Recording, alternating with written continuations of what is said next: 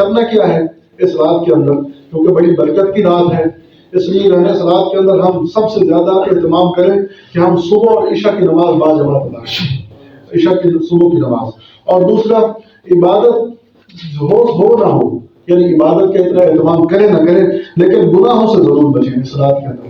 گناہوں سے تو ہر حال میں بچنا چاہیے، لیکن اس رات کے اندر خصوصی طور پر گناہوں سے بچنے کا اہتمام کرنا چاہیے۔ بالخصوص وہ گناہ جو ہمارے جو ہے نا ہم ان کو گناہ سمجھتے نہیں ہیں، مثلا موبائل پر ویڈیوز دیکھنا اور اسی طرح جو ہے نا غلط چیزیں دیکھنا، ان کو ہم گناہ سمجھتے نہیں ہیں، بہرحال ان سے جو ہے نا بچنا چاہیے۔ عبادت کرو نہ کرو لیکن گناہ سے ضرور بچنا چاہیے۔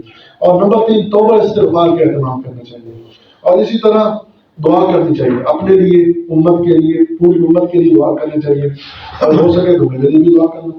اور اسی طرح بقدر استطاعت جتنی طاقت ہو بندہ نوافل پڑھے، جتنی کچھ کر سکتا ہے، ذکر کرے، تلاوت کرے، اللہ کو یاد کرے، لیکن اپنے آپ کو پابند بنا کر بیٹھنا اور ضروری سمجھنا یہ درست نہیں ہے۔